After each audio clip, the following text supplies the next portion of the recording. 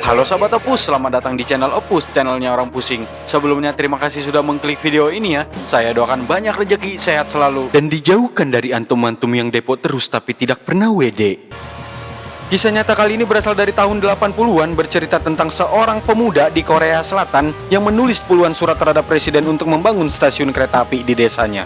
Dia melakukan itu sejak berumur 7 tahun sampai berumur 18 tahun. Walau terdengar biasa saja hingga membuat dirimu menggerutu, wah film apa ini tidak jelas, sama, awalnya juga saya begitu, tapi akhirnya mewek juga. Tenang antum, akan saya sampaikan dengan baik. Film ini mendapat rating 7,3 di IMDb dan seperti apa orang pusing merangkumnya? Stay tune and tahu bulat pedau.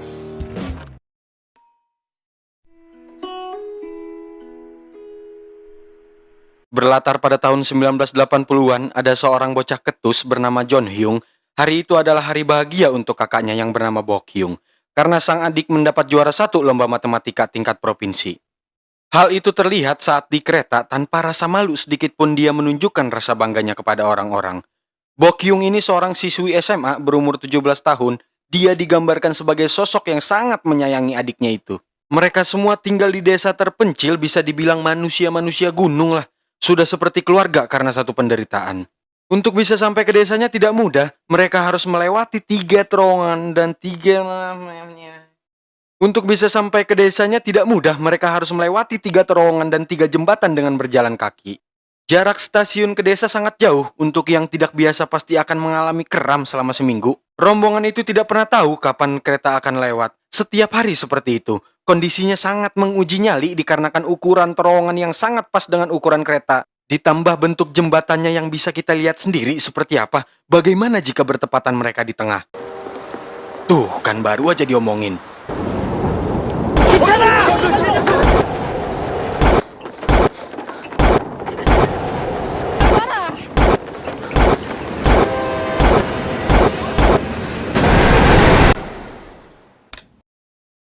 Sekarang kita beranjak ke 6 tahun setelahnya, di tahun 1986, si bocah ketus sudah besar sekarang. Dia sedang menulis surat ke-54-nya untuk presiden. Begini isinya. Aku menulis ini bukan karena butuh 2 jam untuk pergi ke sekolah. Tapi aku hanya ingin penduduk desaku bisa berpergian dengan aman. Tolong bangun jalan untuk menuju stasiun di sini. Perkenalkan karakter ketiga di film ini sekaligus ayah dari mereka berdua bernama Taeyun. Beliau bekerja sebagai masinis yang setiap hari melintasi desa tempat tinggal kakak beradik itu. Loh, memangnya tidak tinggal bersama? Kalau setiap hari melintas, kenapa tidak berhenti saja? Tahan pertanyaan itu. Semua akan jelas seiring berjalannya cerita ini. Hubungan John Hyung dengan sang ayah digambarkan kurang harmonis, masing-masing memiliki alasan sendiri untuk tidak saling bertegur sapa. Kondisi itu disadari oleh rekan ayahnya hingga tidak jarang sekedar memberikan uang jajan kepada John Hyung. Ngomong-ngomong itu kakaknya seperti tidak menua ya, aneh. Saat upacara penyambutan siswa baru, ada seorang wanita sekaligus karakter keempat di film ini bernama Gwangsu, putri anggota DPR yang akan menjadi teman satu kelas John Hyung. Dia menganggap John Hyung sebagai murid yang aneh sebelum menyadari bahwa sebenarnya dia adalah anak yang jenius.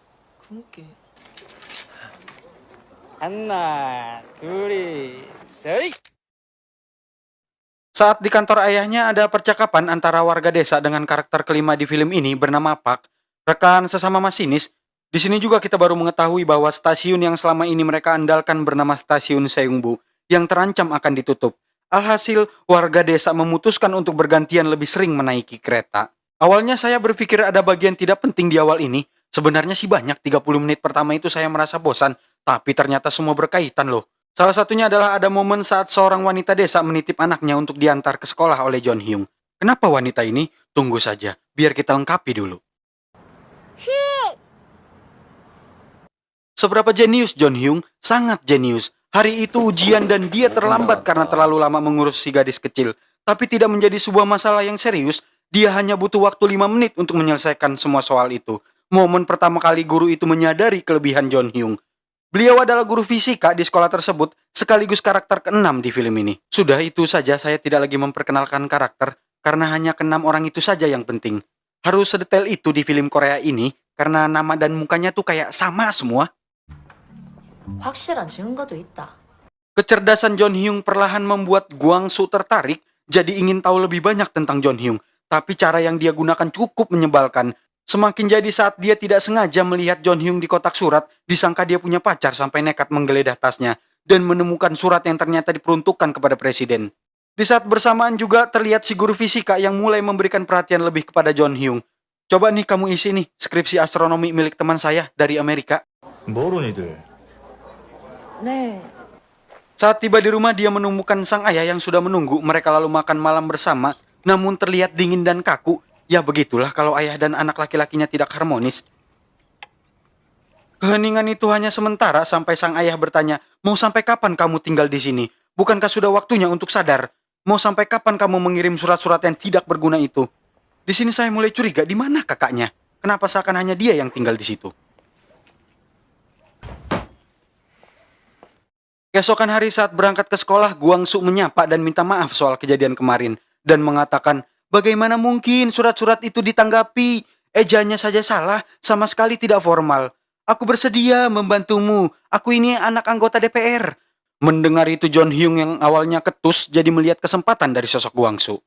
Dia lalu menggunakan kreativitasnya dengan pura-pura membantu John Hyung menyusun surat yang baik untuk presiden sampai berhasil mendekatinya. Sampai suatu hari Guangsu bertanya, apa orang-orang tidak bisa melewati terowongan tanpamu? Apa seberbahaya itu? Kamu kan cerdas, kenapa tidak buat saja sinyal atau semacamnya? 신호등? Sebuah ide yang tanpa pikir panjang, John Hyung langsung membuat benda itu ditemani sang kakak. 진짜 뭔지 말 안 해줄 거라. Dia memang ketus, tapi kasih sayang dari Boh Hyung sangat terlihat dari caranya yang selalu memerhatikan sang adik. Kenapa sih ini kakinya ngangkang? Itu sedang berjalan, bukan mengangkang. Jalan apa? Jelas-jelas itu lagi ngangkang. 걷는 거라고 집중하는 거. Bagian ini sangat menghibur hati, ditambah sang kakak yang ngambek karena tidak mau diberitahu apa yang sedang adiknya lakukan. Sesayang itu dia terhadap adiknya. 아, 징그럽다 정말. 봐라, 봐라. Dia lalu berhasil membuat benda itu dan menjelaskan cara kerjanya kepada warga desa tentang apa yang harus mereka lakukan saat di tanda ini. Betul, cukup diam saja dan jangan coba masuk ke terowongan karena akan ada. Lalu, apa yang harus mereka lakukan jika di tanda ini?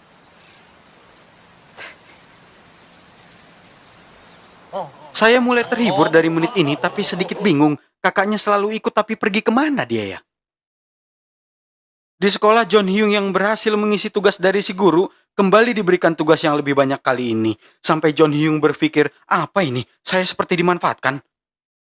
Saat sedang belajar, dia didatangi sang kakak yang telah mengetahui kedekatan dia dengan Guangsu. Yang lalu bertanya, siapa teman belajar barumu di sekolah adikku? Kapan-kapan ajak dia main ke rumah ya.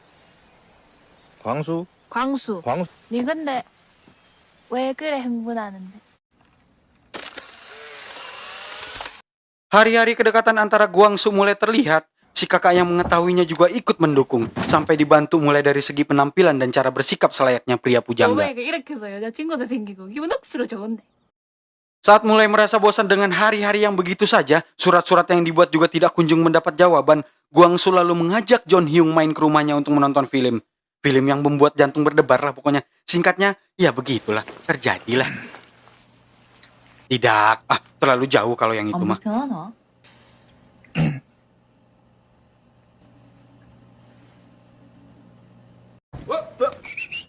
Keesokan hari John Hyung dipanggil oleh kepala sekolah karena ayah dari Guangsu datang dan ingin bertemu dengan dia. Saat diberitahu bahwa Guangsu akan dipindahkan sekolahnya, dia panik sampai mau jujur soal kejadian kemarin di rumahnya. Si ketus ini ceroboh, hampir saja keceplosan terlalu jauh.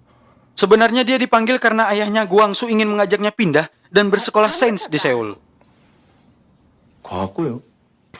Kakaknya sendiri mendukung hal itu karena mengingat mau sampai kapan kamu tinggal di sini. Sudahi saja rencana untuk membangun stasiun. Kamu bisa melakukannya jika berhasil di sana. 이런 게 쉽게 오는 줄 알아. Tapi saat ingin memberitahukan hal itu kepada sang ayah, beliau justru terlihat terburu-buru seperti sedang terjadi sesuatu. Dan benar saja, saat hendak pulang, alat yang dia buat rusak karena kotoran burung. Coba tebak siapa korbannya. 네 보게 동생 아니라? Hal itu membuat John Hyung kembali mengalami trauma yang sebenarnya terjadi di masa lalu. Di menit inilah semua baru terungkap.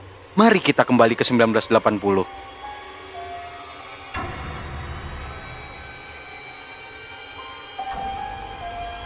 뭔데? 뭐야 이거?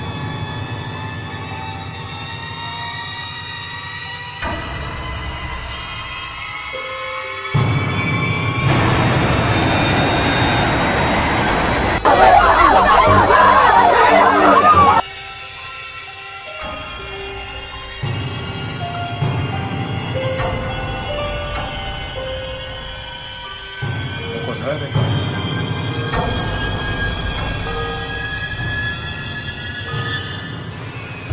왜 갔다? Dari awal kita menyaksikan film ini, sosok Boyung itu tidak ada. Semua terlihat nyata hanya untuk John Yung. Ini yang saya pertanyakan sejak awal. Kenapa tidak ada dialog si kakak dengan orang lain sejak 6 tahun berselang? Ternyata semua hanyalah ilusi dari sosok John Yung. Dan faktanya, ini adalah kisah nyata. 나는 이제 없다. Kejadian itu membuat John Hyung membatalkan rencananya untuk ikut pindah ke Seoul bersama Gwangsu.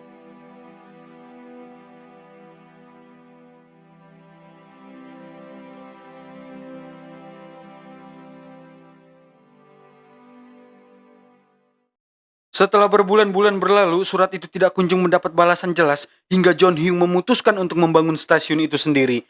Mulai dari sini, seperti apapun bentuk Go Hyung muncul, anggap saja memang ada, karena tidak ada yang bisa melihat dia.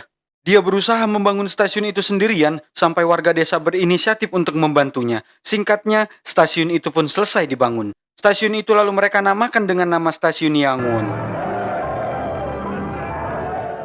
Suatu hari John Hyung berulang tahun dan Gwangsu mendatanginya dengan tiba-tiba. Sang kakak juga ikut nimbrung saat makan malam. Dia turut senang dengan kehadiran Gwangsu, sekaligus memuji kecantikan pacar adiknya itu. 광수는 밥 먹는 모습도 귀엽나? Jadi si Gwangsu ini belum tahu kalau kakaknya memang sudah tidak ada.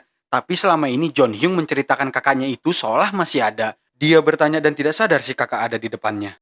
근데 너 누나 오시기 전에 먼저 먹어도 되나?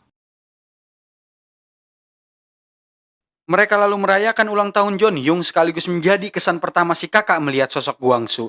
Di mana sang ayah? Tidak ada. Beliau memang seperti itu, kurang peduli karena masa lalu yang tadi. Lebih ke bapak-bapak stres lah, tidak ada semangat hidup lagi. Nanti di akhir baru jelas alasan sang ayah jadi seperti itu. Ketika di sekolah si guru memberitahukan bahwa akan ada kompetisi beasiswa ke Amerika, itu akan menjadi peluang untuk bisa bekerja di NASA. Beliau yang paling semangat mendorong John Hyung untuk mendaftar dan mengikutinya di kompetisi itu. Tidak tanggung-tanggung, dia langsung menyiapkan buku tentang astronomi untuk dipelajari dan sudah menyiapkan kartu pesertanya langsung. 왜? 자신 없어? Saat sedang belajar, dia ditemui kakaknya yang kemudian menyampaikan beberapa hal. Simak ini, dia mengatakan, "Sekarang kamu sudah lebih tua dari aku. Apakah kamu tidak mau dipanggil abang? Menurutmu berapa lama lagi aku bisa tinggal bersamamu? Demi kebaikanmu, terkadang aku berpikir untuk pergi lebih dulu. Tapi, tahukah kamu kenapa aku masih di sini? Aku ingin kamu tersenyum dan mengatakan, aku pergi dulu ya. Selama ini aku menunggunya. Bisakah kamu melakukannya untukku, adik?" Pada kenyataannya John Hyung sampai saat ini belum bisa merelakan kakaknya yang sudah tiada. Sederhana tapi berengos seperti apapun pasti terharu mendengar itu. Apalagi untuk orang-orang yang pernah mengalami kehilangan sosok yang disayangi. Relakan dan doakan. Itu pesan dari percakapan ini. Hingga tiba hari upacara pembukaan stasiun Yangon, di mana akan ada kereta yang berhenti di stasiun itu untuk pertama kali. Semua menanti momen yang akan menjadi sejarah baru di desa itu. Tapi yang terjadi...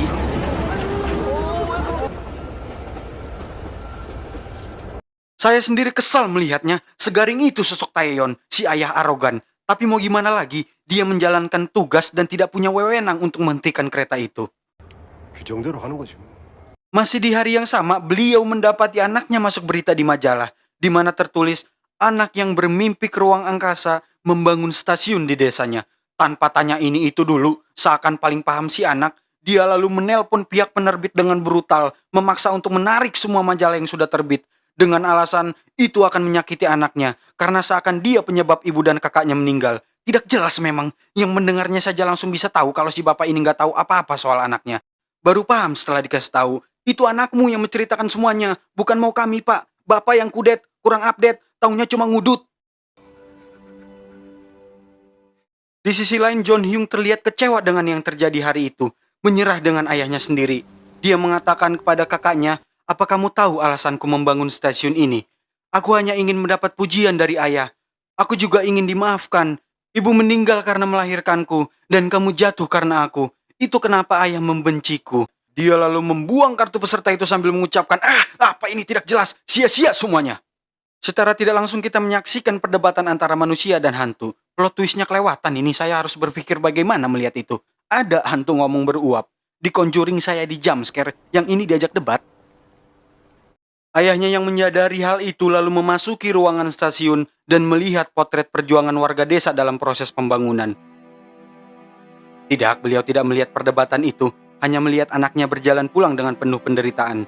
Kalau lihat mungkin disangka edan. Saat kembali ke stasiun, beliau didatangi si guru dan memberitahukan bahwa ada ujian penting yang harus John Hyung hadiri di Seoul. Itu adalah ujian untuk beasiswa di Amerika, sekaligus kesempatan untuk pelatihan di NASA, dan hanya satu orang yang akan terpilih. Dengan tulus si guru menyampaikan hal itu, sampai mau nangis dia. Menyia-nyiakan kesempatan ini hanya akan menjadi dosa terbesar bagi kita para orang tua. Kalau Bapak berkenan, saya aja yang mengantarnya. Tidak ada waktu lagi, Pak. Ujian akan dilaksanakan jam 9 pagi. Dia harus berangkat sekarang. Kalau tidak, semua akan terlambat. Malam yang berat untuk sosok Taeyun. Dia harus memutuskan menghentikan kereta itu atau tidak. Tuas sudah digenggam, tinggal beberapa meter lagi. Dan momen haru pun terjadi. Untuk pertama kalinya kereta itu berhenti di stasiun Yangon. Tidak tanggung-tanggung, dengan yakin dia memutuskan sendiri akan berhenti selama 10 menit. Tidak peduli dengan wewenang lagi. Beliau mengatakan, "Anakku yang malang, hanya ini yang bisa kulakukan untuk mewujudkan mimpinya."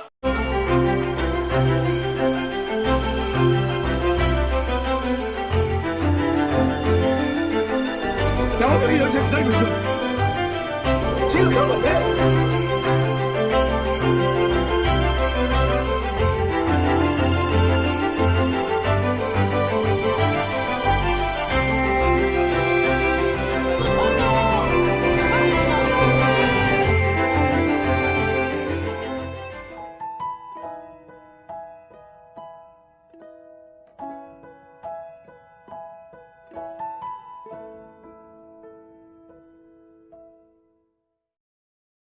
Di sana si guru sudah menunggu dan saat pamit lagi-lagi Taeyun mau bertindak lebih jauh.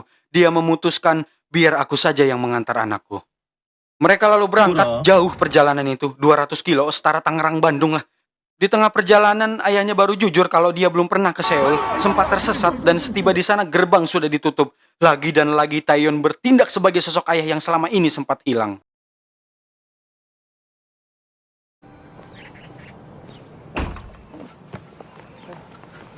Singkat cerita, surat kabar kelulusan itu pun dikirim ke rumahnya. Ayahnya yang menerima surat itu.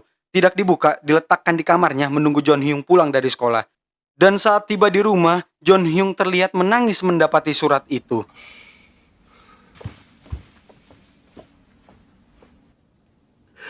Gagal, kata ayahnya. 무슨 말 자식이 뭐 그깟 거 가지고 울고 있노? Hidupmu belum berakhir cuma karena gagal dalam satu ujian. 못합니다. 우리야. 미국 가리라. Mereka merayakan pencapaian itu dengan makan malam bersama. Setelah sekian lama tidak melakukan itu, ayahnya juga sudah kembali tinggal di rumah itu. Saya baru tahu ini, di Korea itu kalau anak muda minum di depan orang tua, sulangnya harus pakai 2 tangan ya. Minumnya juga harus membelakangi. Lumayan lah, buat pengetahuan. Siapa tahu saya AdSense dan bisa ke sana minum sama opung-opung Korea. Mari aminkan bersama. Terima kasih. Kita masuk di bagian akhir di mana cerita yang sebenarnya lebih terungkap di menit ini. Ayahnya baru jujur tentang semua yang terjadi di masa lampau. Ada beberapa hal yang dia sampaikan kepada John Hyung. Mari kita kembali lebih mundur lagi ke 1970. Berpegang teguh pada pekerjaan dan tidak berlari pulang. Jika aku langsung pulang setelah ibumu melahirkanmu, mungkin dia bisa diselamatkan. Dan kesalahan kedua yang aku lakukan saat hari itu kamu mendapat juara 1 di kelas 4. Park sudah berniat menggantikan tugasku agar aku bisa melihatmu menerima hadiah. Tapi aku menganggap itu bukanlah hal yang penting kepada kakakmu. Aku menyesali itu seumur hidupku.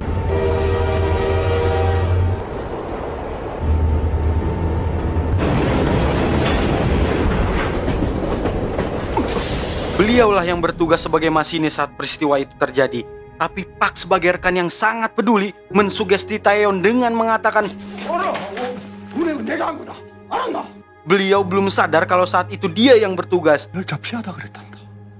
Itu kenapa ada sepotong scene di awal tadi saya masukin saat beliau mau menenggelamkan diri di sungai karena tidak sanggup menerima kenyataan bahwa dialah penyebab putrinya mengalami peristiwa itu. Ditambah jasadnya juga tidak pernah ditemukan. 너는 준결에만 생각해라. Inilah alasan kenapa ayahnya tidak pernah menatap mata John Hyung. Beliau takut dan memilih untuk menjauh.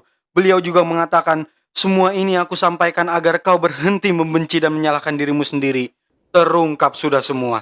Seperti itulah cara beliau kehilangan sosok yang dicintainya. Yang tersisa hanya rasa bersalah yang selalu menghantui seumur hidup. 아버지, Percakapan itu ditutup dari sosok John Hyung yang mengatakan, 강에서 안 죽고 살아줘서 고맙대. saat ditanya dari mana kamu mengetahuinya, kakak memberitahuku dalam mimpiku. Jadi jelas ya, tidak ada kata hantu dari sosok John Hyung. Dia menggambarkan kakaknya sebagai mimpi yang selalu ada dan seakan nyata. Itu kenapa ke semua orang dia menceritakan sosok Go Hyung itu seakan masih hidup. Walau kenyataannya memang hantu, tapi dia tidak mau menyebutnya sebagai hantu, nyeri huntu, atau jalan buntu, atau apalah yang seram-seram. Tidak. Sosok Go Hyung sampai kapanpun adalah kakak yang sangat menyayanginya sejak dia dilahirkan.